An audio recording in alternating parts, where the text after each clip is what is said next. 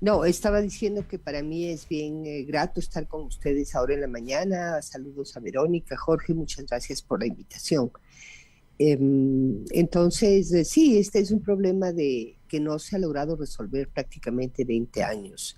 No es un problema reciente, es un problema que el país, digamos, ha sido una constante, ¿no?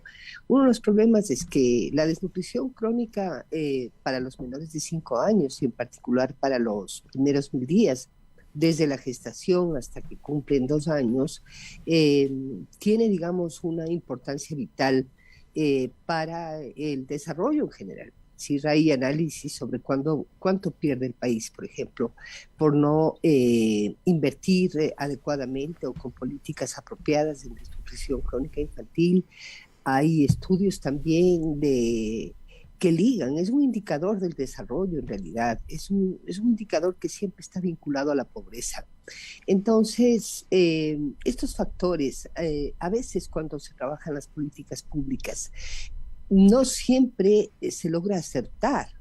Es una hipótesis de trabajo, una política pública, y no siempre se logra acertar. Uno de los mayores problemas es como la desnutrición tiene digamos, unas características, una causalidad eh, multidimensional.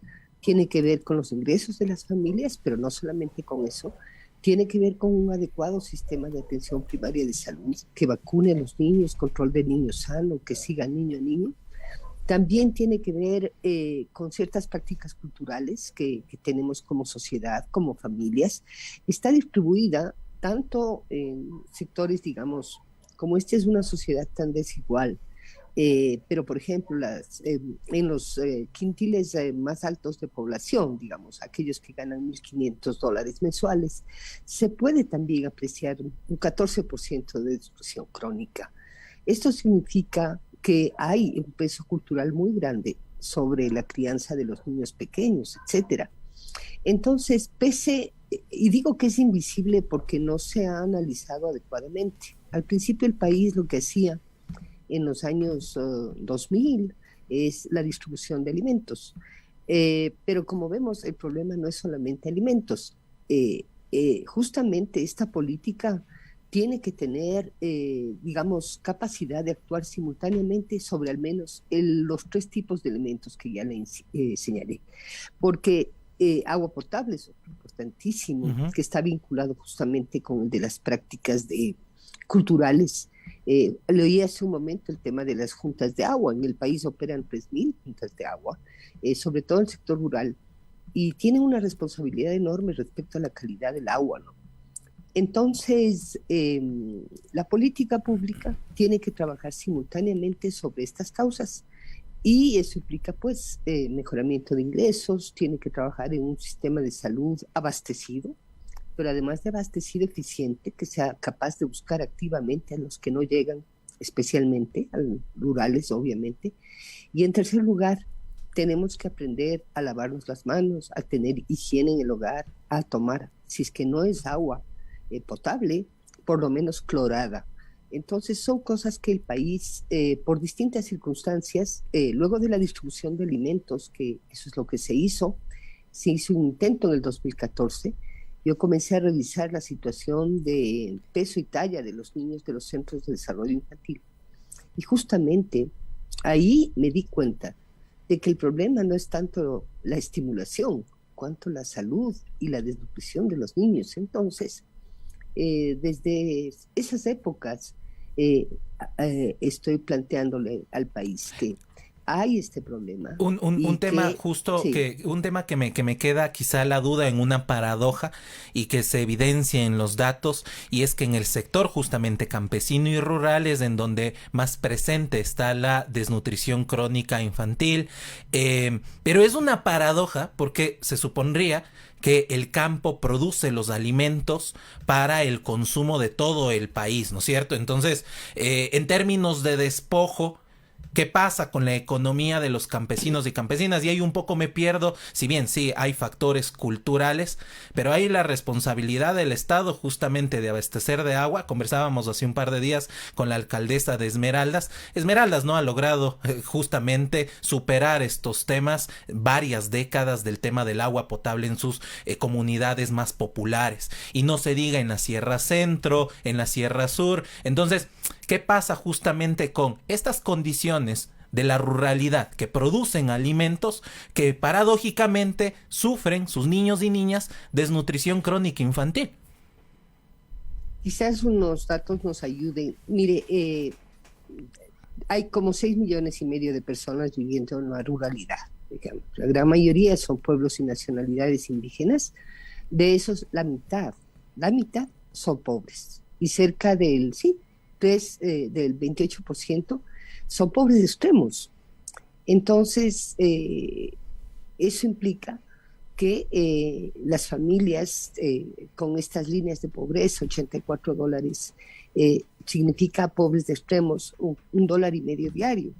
Entonces, yo estoy de acuerdo con usted, Jorge, en el sentido de que hay que trabajar una política más amplia también de seguridad alimentaria, que implica apoyar en la producción, etcétera. Pero cuando he visitado en las líneas de comercialización, en la tecnología, en el transporte, en la intermediación, yo entiendo. Pero cuando he trabajado yo y he visitado a la población y me he reunido también con los líderes indígenas, uno de los mayores problemas es que no hay la diversidad de alimentos suficientes. O sea, sí producen, por supuesto, para su autoconsumo, pero básicamente en las sierras serán las papas, serán determinados, pero por ejemplo la falta de hierro. Y en ciertos lugares es imposible. Alguna vez estuve en Loja, encontrar a altura 3.000 y algo, 2.500, 2.800 metros, por ejemplo, el brócoli, fuentes de hierro, las fuentes de proteína son muy escasas, ¿no? Esto es carne, por ejemplo, hígado de carne, hígado de pollo. El Perú, pese a que ha sido también muy pobre, con varios conflictos, incluso conflictos complejísimos, siempre ha acudido, por ejemplo, a la educación familiar para el uso de la sangre, justamente de res y el hígado de pollo como un compensatorio impresionante para luchar contra la anemia. Entonces, lo que tiene usted son problemas, sí, digamos, de seguridad alimentaria general y por lo tanto de un trabajo enorme sobre el tema agrícola, pero hay cosas que no puede compensar. La única manera son educación familiar sobre cómo combinar los alimentos y la otra manera es necesariamente complementación con micronutrientes básicos, pero para eso tiene que medir la anemia, para eso tiene que tener un centro de salud funcionando. Si es que no llega el niño, le tiene que ir a buscar. Pero pese a que la salud, las atenciones de salud parece que están ahorita en 16 millones, 14 millones son de la atención primaria de salud, tenemos que volver a invertir más en esos equipos para que funcionen, para que haya abastecimiento, para que haya dotación. Si no, las madres sienten, porque ellas son las que van principalmente, que no se resuelve su problema más inmediato, que es tener el diagnóstico y curarse, y para eso se necesita un buen abastecimiento. Ahora, Berenice, entonces, también, sí. Ahora, Berenice, Gracias. también, digamos, hablando sobre la desnutrición infantil, muchas veces también se asocia con las madres. Básicamente, muchas veces también se responsabiliza casi que a las mujeres, digamos, por la falta justamente de una buena alimentación, del cuidado de los niños o las niñas. Pero también, ¿qué pasa del otro lado con ellas, no es cierto? Porque, digamos, si es que un niño está con problemas de nutrición, probablemente su madre también lo esté. Bueno, justamente lo que usted acaba de decir, Verónica, Vero, es así. Es que el control tiene que empezar desde el embarazo. Son obligatorios por lo menos, digamos, me parece que son 6 controles para la mujer embarazada, y sin embargo a veces no llegan a 2 ni a 3, y eso no solamente en el sector rural. En el sector rural hay problemas de pertinencia cultural, hay problemas también de barreras en los equipos que hacen que la mujer no se sienta cómoda, no se sienta tranquila, no se sienta segura, por ejemplo, en todo lo que es la atención de la salud reproductiva. Entonces, las mujeres dejan de ir.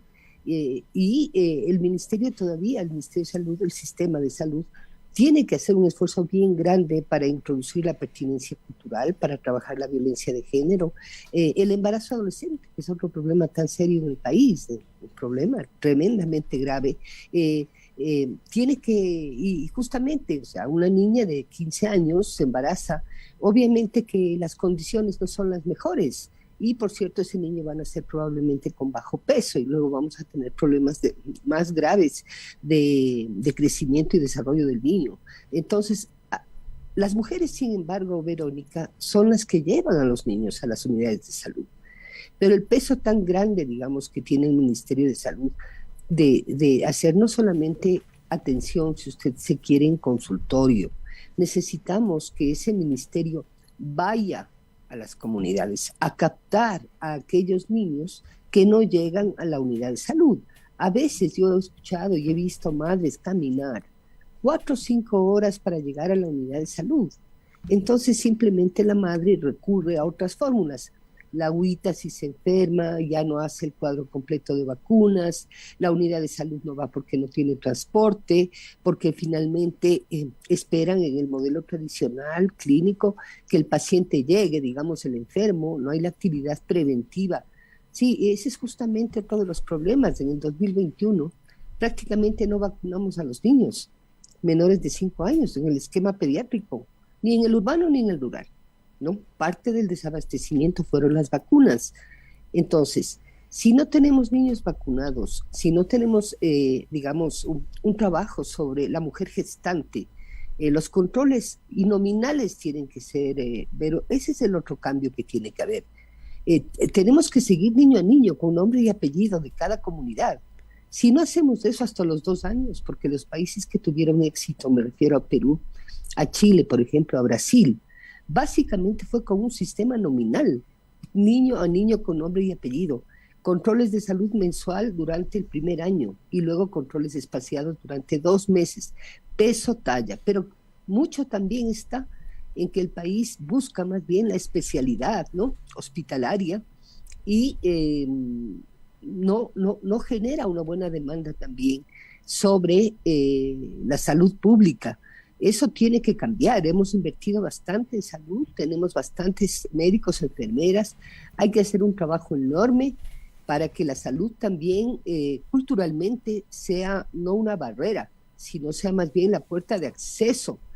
Y entonces, estas son cosas que el sistema de salud tiene que ir cambiando también. Ahora, se ha hablado durante esta conversación y lo hemos escuchado en otros espacios, es un tema multidimensional, le competen a diferentes espacios de protección de derechos y digo, de garantizar trabajo digno para padres y madres, acceso a salud, el tema justamente de bienestar social.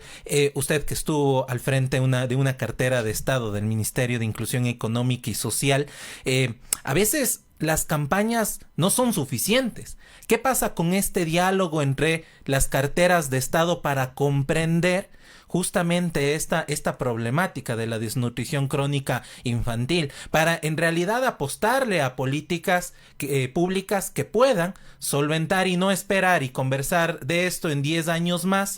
Y claro, ahí en realidad se encuentra el subdesarrollo del que tanto se habla de este país. Yo creo que ahí juegan 2 elementos, ¿no? El uno es que la función pública, de acuerdo a la Constitución ecuatoriana, tiene que asegurar derechos humanos y derechos a lo largo del ciclo de vida, y hay unos derechos particulares, además, de los pueblos, las nacionalidades, derechos colectivos, derechos de los niños, de las mujeres, de la naturaleza, etcétera. Entonces, la función pública tiene ese marco de actuación, la Constitución. Y a veces cuando yo creo que la función pública o el actor, el gestor de la administración pública no logra comprender que la Constitución es lo que manda su comportamiento, sus decisiones, su marco de actuación. Muchas veces puede tener una idea o una agenda personal, pero no logra entender la importancia de las decisiones que toma y no se logra entender que tenemos esa Constitución porque hay mucha desigualdad, no solo por pobreza, sino también por concentración del ingreso. Entonces tenemos que, muchas veces yo creo que el funcionario público, tanto el que está en primera línea y a veces también en los niveles más altos de la decisión, no entiende que tiene una función que es garantizar derechos humanos. Yo creo que ahí tenemos un problema muy grande. O sea, yo creo que sí, y es que justamente para ya hablarlo como en concreto, hemos tenido planes de gobierno del gobierno anterior del señor Lenín Moreno y del actual gobierno del señor Guillermo Lasso con recortes de presupuesto al sector social y han evidenciado el pago, por ejemplo, anticipado de la deuda o adquirir justamente en términos económicos. Yo lo quiero hablar justamente así. Si es que se quiere como solventar el tema de la desnutrición crónica infantil y no se tienen recursos justamente para establecer estas políticas, ¿qué va a pasar? ¿Qué podríamos esperar? Ahora vemos justamente del señor Guillermo Lasso hace unos días a la par de que se establecen estas mesas técnicas, estas mesas de diálogo con el movimiento indígena ecuatoriano, se inauguró una nueva campaña, ¿no es cierto? Hay una secretaría que está solventando esto, pero a la par se sigue reduciendo el presupuesto a la inversión social. Entonces, la pregunta va por ahí. La base del programa de los gobiernos es, mientras sigan reduciendo el presupuesto para inversión social, ¿qué va a pasar? Ya, sí, Jorge, lo que usted dice es bien importante porque tiene que estar esto acompañado, como es un problema público de derechos humanos, tiene que ser sostenible en el tiempo.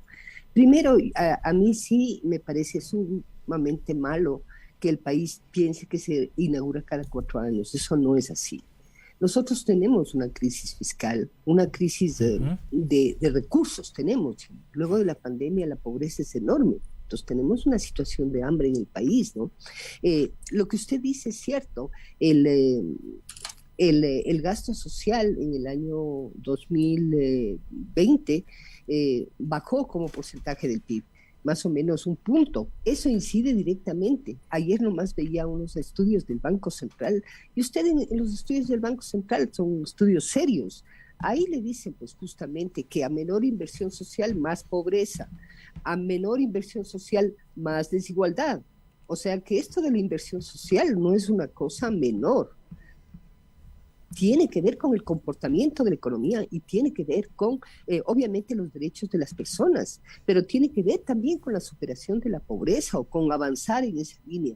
Entonces, ahorita tenemos un gasto social más o menos de 9,000 millones, pero fíjese, Jorge, que la ejecución presupuestaria está en el 30%, eso dijo el ministro de Finanzas anteayer.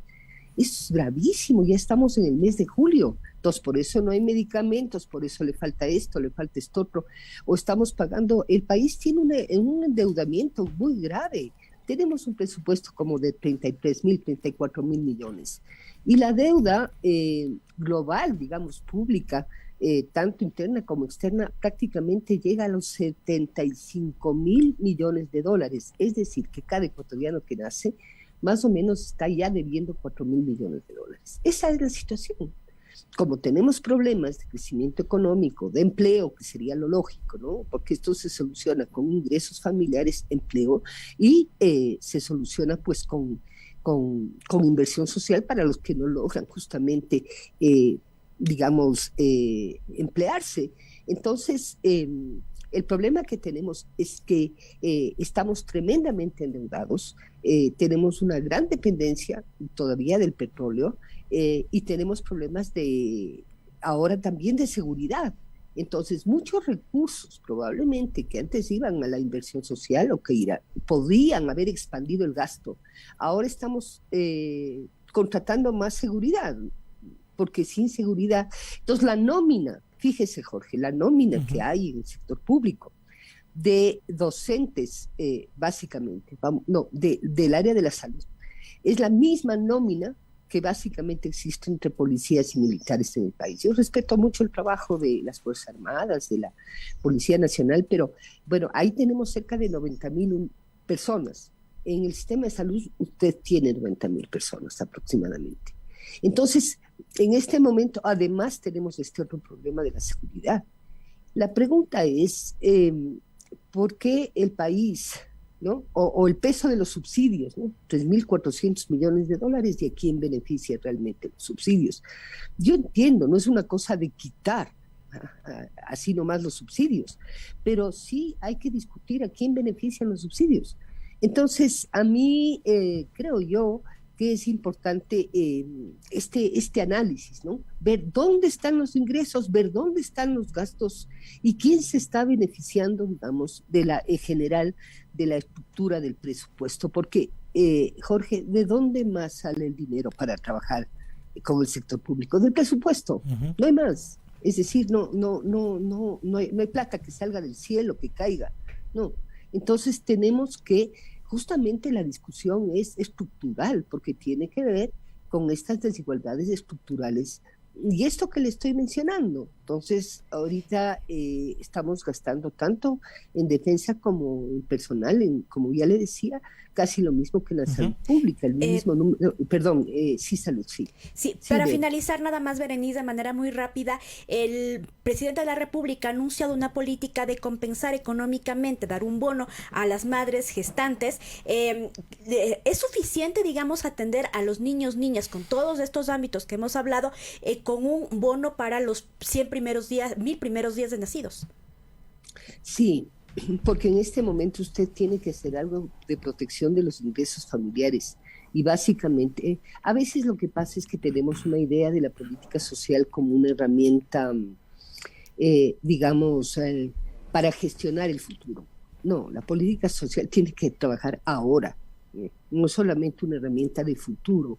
Entonces, por eso es que yo sí creo que la CONAIE tiene que integrar en las mesas de diálogo. Porque ahí está la desnutrición, o sea, 40% y en algunos lugares 50% y hasta 60% de niños indígenas con desnutrición. Básicamente es la Sierra Centro y la Amazonía, la prioridad por la gravedad, ¿no? Pero de ahí también está extendida en la costa, etcétera. Entonces yo creo que esta es una oportunidad justamente de tener un modelo de vigilancia de la inversión social. Estamos llegando a los más pobres. Hay un consejo consultivo, Verónica, Jorge, de desnutrición crónica creado por el presidente de la República. Yo creo que la CONAIE debería pedir una participación expresamente en esa instancia, porque en ese consejo consultivo, donde veo que hay algunas ONG, etcétera, ahí es donde justamente la sociedad civil tiene un foro para aportar. Entonces creo que, igual que lo han hecho en educación intercultural bilingüe, sí me parece importante que CONAIE también recoja esta aspiración de bajar la desnutrición crónica, integre esto en las mesas del diálogo y que pueda incorporar quizás un actor o los actores que crea en ese consejo consultivo como un medio justamente para digamos, plantear sus ideas justamente sobre este tema tan crítico que hace inviable realmente, el presente y el futuro de la niñez indígena en el país. Berenice, muchísimas gracias por todas estas respuestas. Siempre ha sido, digamos, como una pregunta, tanto el tema de la desnutrición como el trabajo infantil, dos temas que al país le han costado muchísimo intentar reducir y todavía estamos con estas problemáticas vigentes. Muchísimas gracias.